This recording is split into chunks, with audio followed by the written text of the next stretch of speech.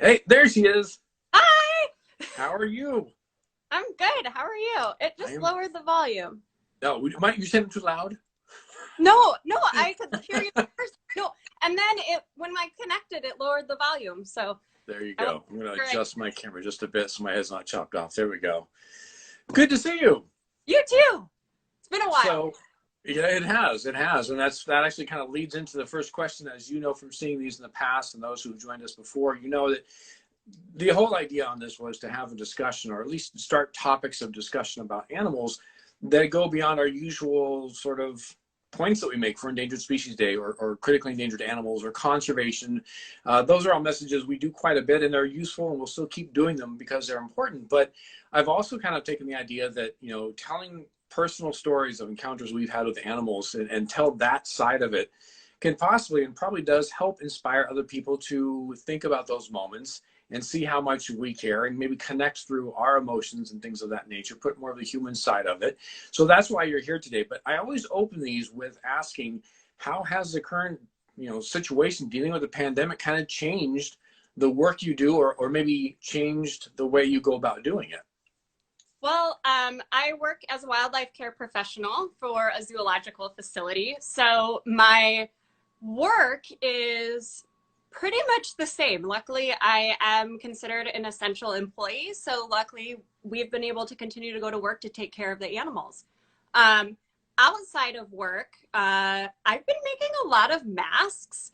Uh, Kind of my coping mechanism. Um, so that has kind of been my go-to thing. And just doing a lot of stuff on social media, but filling my time, because that's how I work best, is as busy as I possibly can. And just to clarify, I mean, in this day and age, we probably know what kind of mask you're speaking about, but it's the safety PPE mask you're Yeah. sewing, not masks for like Halloween or something. No, no. But maybe it'll branch out into that. Who knows? But Right. I haven't done any of those yet. But yes, the PPE masks. I believe you have one. I Uh, do. Thank you very much. I use it often and wash it and use it again. So thank my you. first prototypes. They have evolved since then. So Yes. yeah. Well, good. Well, that's good. And as an essential employee, you still are employed, luckily. Some of the folks we've had on too have also mentioned how their communications have changed more to online. Your social media presence has kind of always been a thing, not just here on Instagram, but what are some of the platforms where people can find you? TikTok is my big one lately. And I'd love for more adult followers there. I love all of my younger kids, but they just keep demanding sloth videos, which I can't continue to put out all the time. So the sloth videos are a little bit difficult to get all the time. But TikTok, Lauren's Wildlife, here on Instagram. And then I've been on Mammals, which you are as well, Mammals with a Z. Yeah. And I'm a creator partner on there. So that's just been something kind of fun to come out with a podcast and little short videos and just experiment with different types of, I don't know, social media outreach. So yeah, it's been fun. Yeah, I'm glad you brought up Mammals too. I joined on there during the prototype, but I'm just spread so thin, I can't be on there nearly as much as I want. So since Lauren brought it up, I do want to mention that if you go into the App Store now, it's iOS only right now, or are Right they now, also on Android? do it on the web. So any mobile platform, Okay. go just onto your browser or on your Right. computer. Yeah, and that's Mammals with a Z. It's a pretty cool concept. I really can't wait to see how it grows. At this point, though, I have to be honest, I'm more of an observer than a participant, but I hope maybe in the future to participate more. It is a really cool concept, a really cool platform, and we won't turn this into a Mammals commercial, but if anyone's interested, go to their website, check it out. It's worth looking around, poking around, especially if you're into animals and people, following people with content about wildlife and animals like Lauren and everybody else. So thanks for bringing that up. I appreciate it. That's like my favorite feature. It's like Twitch for nature. Mm-hmm. So the live stream feature is really cool. Like people, I actually feel very connected at home because there's a lot of people from Montana that are on it. And they'll just like go on nature walks and stuff. And I'm like, oh, it's like I'm back at home. So it's cool. But yeah, we don't That's have to very turn cool. a commercial for me. We could go on and on, but that he's in here. I'm sure he's loving it. Right, exactly. Good, good. Well, I think then without further ado, as you know, we're here mostly to ask you, and if you want to preface it with how long you've been, working with animals to get a perspective as to what you're offering here.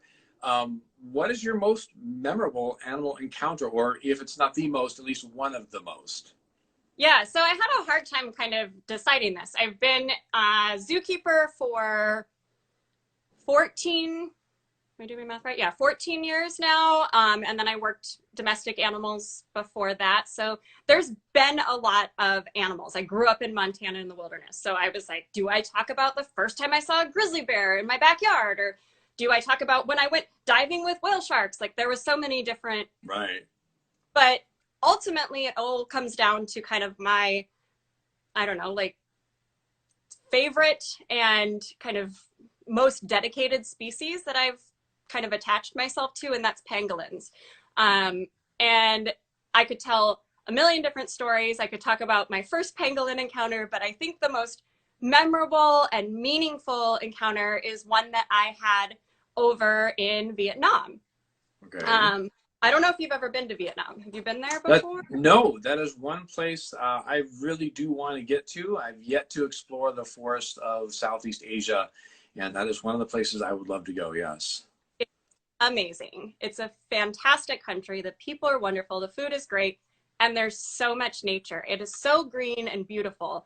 I went there with the organization that I'm a part of called Global Conservation Force. I'm the pangolin project coordinator. So part of my role within the organization is to oversee and help establish any projects where pangolins are native. We, as an organization, primarily focus on supporting anti-poaching efforts, but right. Obviously with anti-poaching efforts, there's a lot of education and outreach, community capacity building, that all kind of goes into the whole anti-poaching, not just the rangers. So I went over to start work with our partner organization that we had newly established.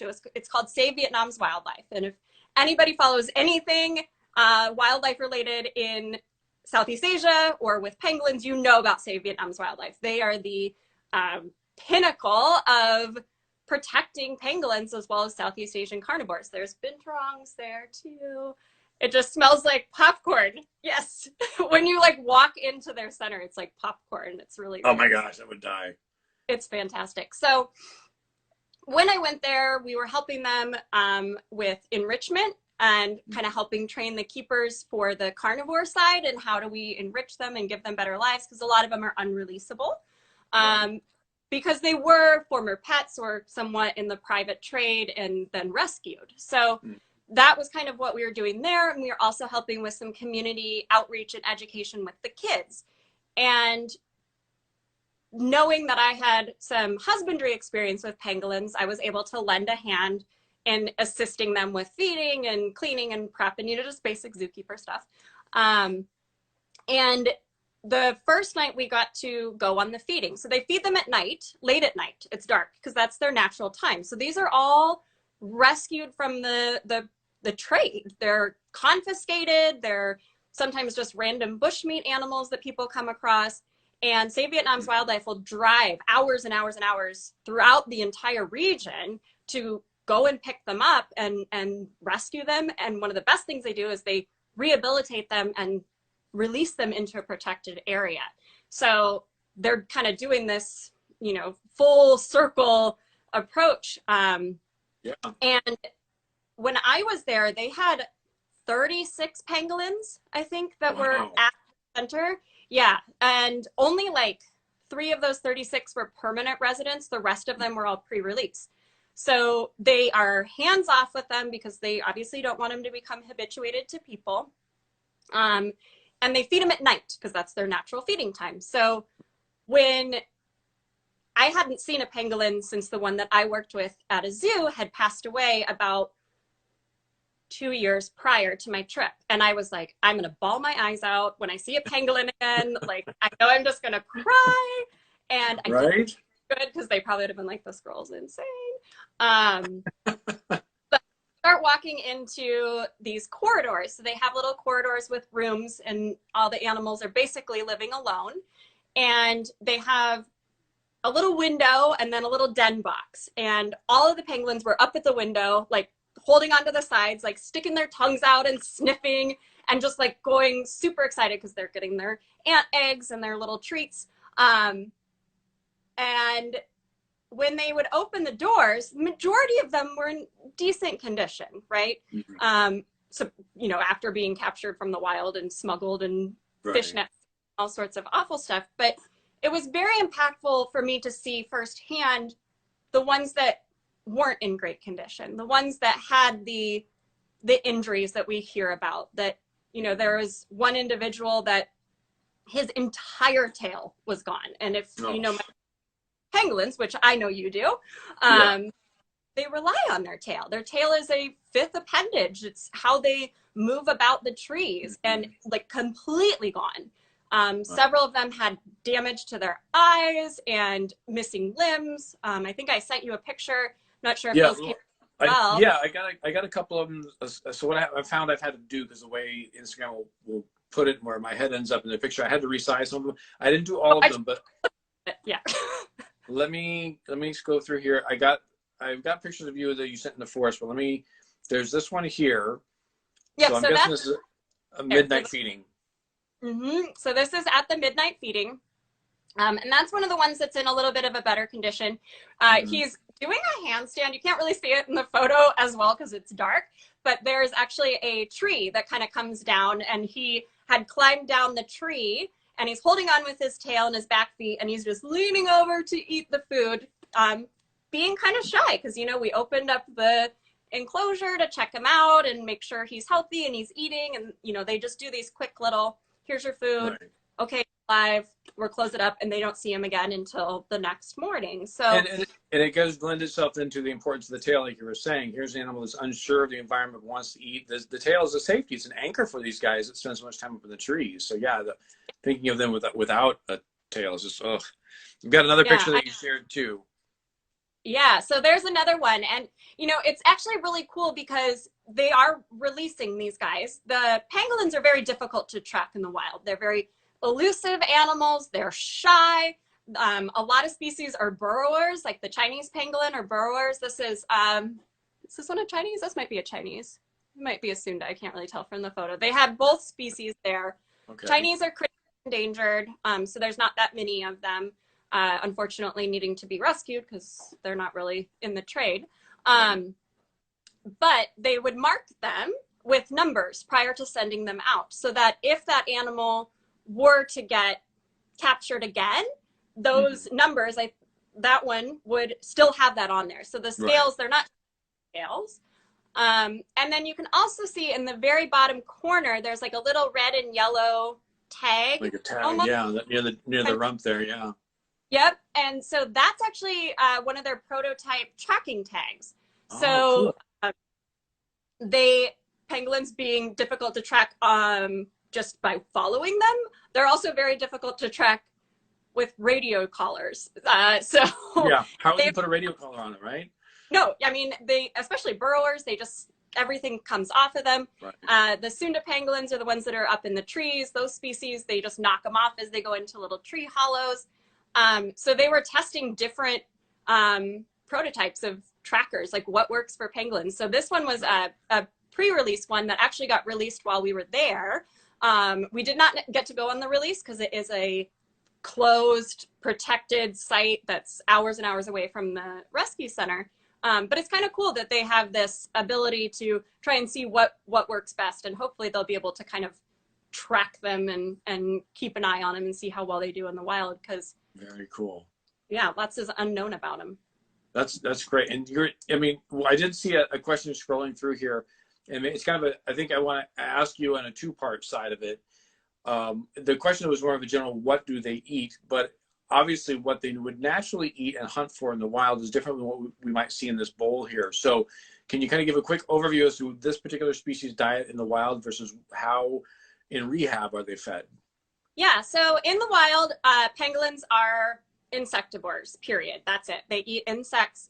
ants and termites. For the Sunda pangolin, which are ones that are going to be high up in the trees, they primarily are going to be eating ants that live in the trees. So they build these big giant nests up in the trees, and they're super creepy. I hate ants. Like, give me spiders, snakes, like, but if I had ants crawling on me, like I can't stand it. So that was if I jump to the photo of you standing in the forest, is that going to give people an idea of where these guys live? Yes. Yeah. So this is like my Indiana Jones photo. I'm like, you know, if I'm ever auditioning for an Indiana Jones movie, I'll be like, here's my photo, my headshot. But yeah, this is the forest of Vietnam. So if you can imagine, there's these big nests that hang from the trees that are just ants. And so the Sunda pangolins will climb up there. They just feed as much as they can, tens of thousands of ants in one sitting. And then with their full little bellies, crawl back into their little hole. And that is like the number one thing that they eat. They're very specific in terms of what species they eat. So obviously when they bring them from the wild and then they're rescued, they have a very difficult time transitioning to what we call like a captive or under human care diet. And so what Save Vietnam's wildlife does, and this is amazing, their keepers go out, because they're located within a national park, they go out and climb the trees and harvest things from the ant nests and then bring them back in. It's insane, like 30 feet in the air. They're like, oh, we're just gonna go get these ants. Now, are they bringing back actual adult ants or like larvae and eggs? Both. They just take the whole nest and each pangolin has different nutritional needs, and they've got four or five different formulas. So the ants that are up in the trees are their primary constituent, but they also need different nutritional, you know, items. So they give them black fly larvae, which are also known as phoenix worms. They give them silkworms, which are huge, like way bigger than you would think that a pangolin could eat, because their mouths only open the size of a pencil. And then they also give them ant eggs. So commercially available ant eggs are very common in Southeast Asia as a human cuisine. So they bring it all in. They do those harvests maybe like every couple weeks or so, and they'll make these big, giant batches of this insect mixture. And based on whichever formula they're going for, they freeze then a big chunk of it. So part of the volunteers, when they go there to help out, is you take out that big chunk in the morning of all this frozen insect stuff and chop it up and, you know, let it thaw out so that by the time it's fed out in the evening, they can eat that. So that is as natural of a diet as they possibly can. And knowing that these animals need to be re-released, you want to keep it as, you know, as natural as possible. But in a zoo, especially here in the United States, we don't have access to those kind of ants. Right. That's been a huge challenge for pangolins under human care, is how do we get them to eat, and what do we get them to eat? And I know you have firsthand experience with that and dealing with it at San Diego Zoo. So maybe you want to add your experience on. Well, yeah, I mean, I'll go down that path in just a little bit. Well, actually, since we're talking about it, so what we ended up happening, don't be sorry, because I have other pictures I want to share, because you talked about community involvement with conservation, so I'll make sure we touch on that too with these photos you offered. But yeah, it's one of those things where, you know, at San Diego Zoo, we're fortunate. We have on-site, you know, masters and PhDs in nutrition, and they understand studying what the animals eat in the wild, and then chemically, basically, for lack of a better term, I guess more like calorically, breaking it down. What does this mean for a certain, you know, there's a term, I don't tip my tongue. There's a term for understanding the energy that comes from the amount of calorie, or the amount of carbohydrates, fats, and proteins, the mix of minerals, and why those amino acids are important and where they come from, and then trying to reconstruct that in the human care environment here in the United States. And most of the time, in my 27 years, it's a very successful thing that they have come up with. A lot of trial and error, a lot of figuring it out. And when it came to pangolins, there was a lot of trial and error as well. And it just so happened that a certain mix of certain things that we had on site made it available for the pangolins that came into our care, sort of in an emergency situation. And we had a couple live for quite a while on that diet. But even so, it was one of those things they had to tinker with quite a bit to really get a full understanding of what that species needed. And even to your point, that one species we had that did survive well on that diet wouldn't have been appropriate for perhaps a Chinese pangolin or one of the other ones, because this was a white-bellied tree pangolin from Africa. So each one kind of has their own nutritional needs. It's not like just, oh, throw them a steak, they'll be good. So it is not without its challenges, even, you know, for the staff there that you were working with, climbing trees to get the nutritional needs for those animals. That's amazing. Yeah, I saw a question down here about why are we not breeding them under human care, the ants themselves, to feed pangolins? That's an excellent question. Invasive species. Yep. Importing insects is like probably one of the hardest things to import into the United States, because, you know, you think about like the murder hornets, or the Japanese hornets that are here, and why the reason people make a big deal about that is because it is not a native species, so it can completely detriment our own ecosystem. So that's primarily why they're not, breeding them here. And I know that San Diego Zoo, the entomology department did do some breeding in trying to establish a good diet for the animals that you had. Like, oh, what if we breed these types of ants and stuff? And yeah, and it's not without its challenges, because then you start to look at how many. So you think of the ecosystem of the wild, and how many colonies of ants and termites and other insects live within those ecosystems. These animals can traverse a wide variety of areas to find that food source. The amount of care that has to go into stabilize and care for a single colony of ants. Now I think you need multiple colonies of ants just to supply enough caloric intake for these individuals. So when you start looking at what's the best practices to maintain care for the animal, that was also a realistic thing where we're not having to hire an entire staff and dedicate an entire chunk of the zoo just to basically farm ants that may or may not survive under our care. Because, by the way, those ants have never been under human care necessarily, but they thrive in the wild. You know, it's funny, people I think see insects in their house and they go, well, they could live in a zoo easily. But when you start talking about from other countries, yes, you have the USDA concerns of being an invasive species, and then can we actually offer the proper environment to raise healthy and true colony that's going to be sustainable. So it's a whole nother can of worms, if you will, when you look at that side of it too. But that's a good question. Yeah. So there are pangolins in the United States in zoos. There's six facilities that have them, including one private organization, nonprofit organization that has pangolins, and they have kind of based their diet off what San Diego Zoo did, in terms of trial and error. And they come up with a very, very good diet for the pangolins that are under human care now in the United States. There's none at San Diego anymore, but there are some at several other zoos around the country, and they've actually had success breeding them under human care, which is amazing. Great. It's huge. Yeah. I want to jump back though to your adventure real quick. There's two more. No, it's all right. No, it's great. It's all great information, but we're getting close to time, and so I want to make sure we get in the last bit of your story. So your adventure, the question leading into all this, the most amazing or memorable animal encounter. The part you kind of also talked about too, which I don't want to skip over, is the importance of working with communities when doing conservation. Can you give us a little background real quick on this photo here? Yeah, so this is me. Totally not being taken.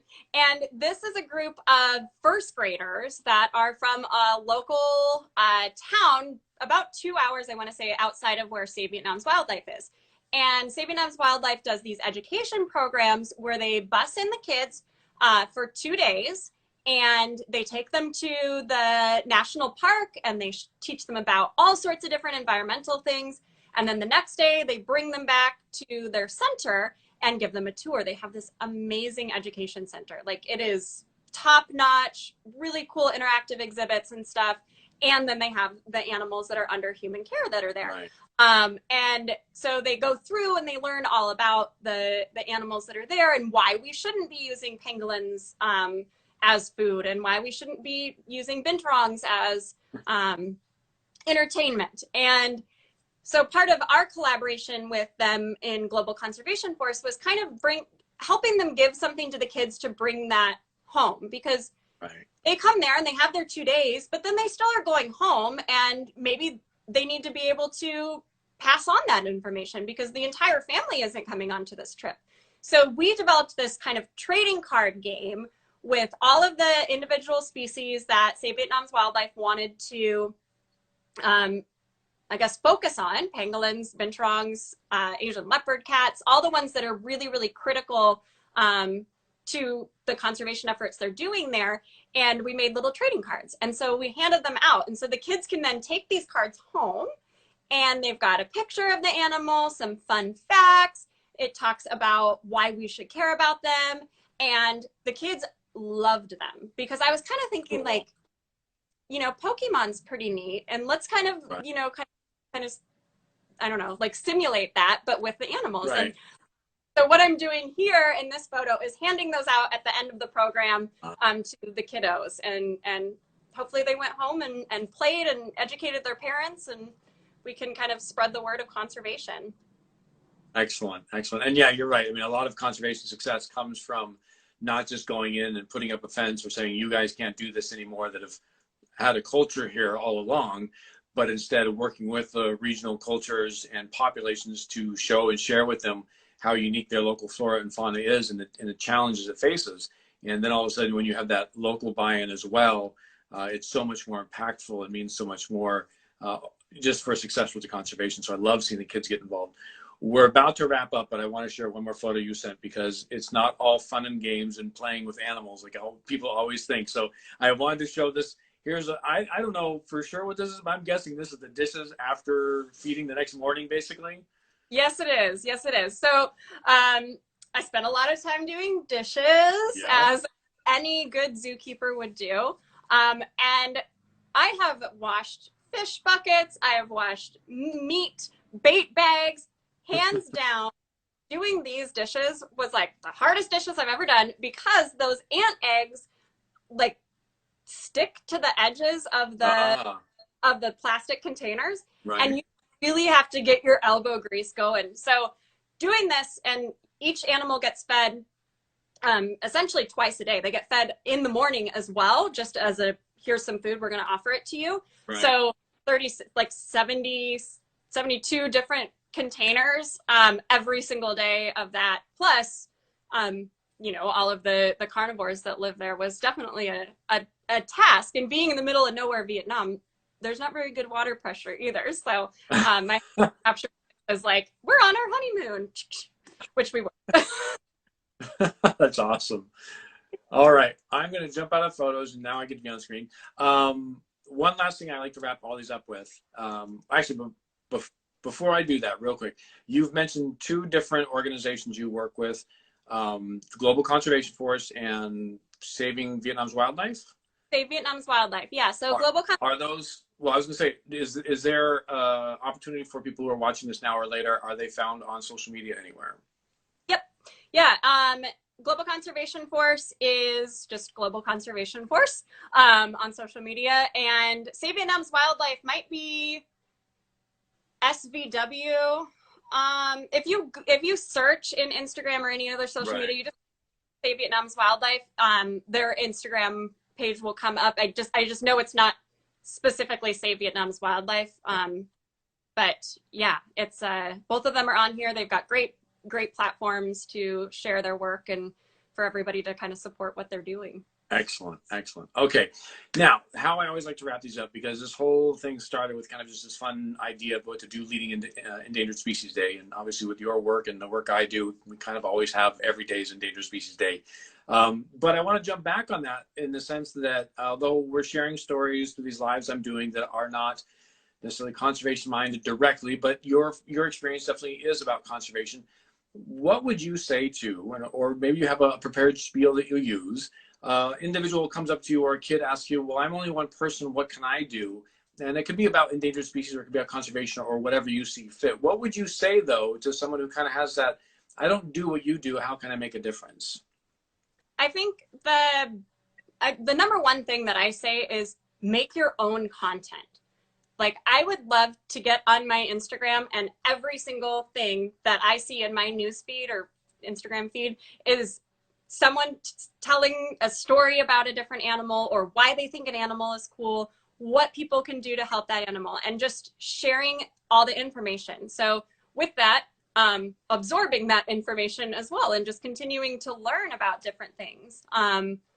I think people can spread the word. And that's ultimately when people ask what they can do to help pangolins, it's like, just tell one person. If everybody just tells one person about pangolins and their plight, everyone's going to know about them and care about them. And you can't care about something if you don't know it exists. So exactly, right. Yeah, I mean, I can't, the times that I worked with the pangolin there at San Diego Zoo, I can't tell you how many times it seemed that either one person came up and knew exactly what it was, or 10 other people behind them were like, what is that? And they had no idea even existed. Like, it was a real thing. So yeah, I love that. And that, you know, obviously I'm a big proponent too of sometimes if all you can do is just share information and create more content that has information, that's sometimes the most powerful thing. I like the way you put that. You can't love and care for something that you don't even know exists. So I really like that. Yeah. Well, thank you. I appreciate you taking the time today to join me on this fun little lives we're doing here. Yeah, thanks for having me. Of course. Of course. And one more time, where can people find you? Where are you most active? What's going on with your social media presence? Here on Instagram, or over on TikTok, Lauren's Wildlife, or Mammals, in Mammals with a Z. There you go. All right. Well, I'm going to go ahead and sign you off, and then I'll sign off myself and my audience here. Again, thank you so much for joining me today. Thanks, Rick. Bye. All right. Well, that was pretty cool. Yes, I have personal experience with pangolins as well, but I have never, in my adventures around the world, gone into the wilds like Lauren has to help at a a rehabilitation center like that. And what a fascinating story to think that people are actually climbing trees to get these ant nests to fortify the meals for these animals that are hopefully on their way for re-release. If you are unaware of pangolins and their current plight, really quickly, when I shared those photos, in fact, I'll share one of Lauren's photos again right here. You can see they're sometimes called a scaly anteater. They look like they have scales on them, and they kind of have the same body as an anteater, sort of, and they're insectivores. Those scales are simply made of keratin, just like your hair and fingernails. There's nothing magical about them. But because they are such a unique and unusual animal, many people have the idea that there's something mythical or special or medicinal about their scales or even drinking their blood. It is a sad and harsh reality for a lot of wildlife that because they are truly fascinating, magnificent, and unusual and unique animals, sometimes as humans, we give attributes to them that don't exist, such as magical powers or medicinal things. And unfortunately, those concepts and ideas do get into cultures. And as we advance our technologies, it makes it easier to gather and hunt these animals or trap them. And so what Lauren was saying, what the organization she was with is doing is they're saving them as best they can, rehabilitating those that are injured that maybe were trapped but then were turned in, or whatever the case, however they found their way there, and then rehabilitate them back out to the wild. They are truly amazing and fascinating, prehistoric looking mammals. The scales are the most unique thing I've ever touched when it comes to working with animals before, and they don't have any magical power, no more than your hair or fingernails do. So if you happen to be talking to anybody or everybody about animals, pangolins are a great one because they are so fascinating and they do need more awareness about them.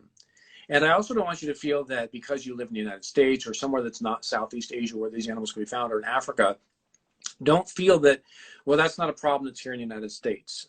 The sad truth of it is, the reality is, the United States is one of the top importers of illegal wildlife traded products such as rhino horn, elephant tusks, and pangolin scales, and a wide variety of other things. So raising awareness in your own neighborhood, having those conversations with people you follow or that follow you on social media is incredibly important. It's hard to wrap our head around, I know, but it's a problem that is based right here in the United States as well, because this is where purchasing occurs. If people are aware that these things are just keratin and have no medicinal power or aren't worth the animal's life, just to have something in your home that you think is cool, then we can curb the demand. And when there's less demand, of course, there'll be less hunting and poaching. So I just want to tap that onto the backside of everything Lauren offered in her wonderful story today. I hope you all doing well. It is Tuesday. We have another fun one tomorrow. I'll be posting my stories, who it's going to be. And in fact, we're booked up for the rest of the week now, which is kind of exciting. I think this might spill into the next week. We'll see. No guarantee on how long this will last. I'm doing this for as long as I can, but life will eventually change. Things are going to change for me, whatever. I might not be able to do every single day. But either way, I really appreciate you guys joining. It's been very consistent to have people excited about this and joining us. So thank you very much. I hope you have a wonderful day. And definitely, as always, please stay healthy out there and take care of your loved ones. All right? Have a good one, everybody.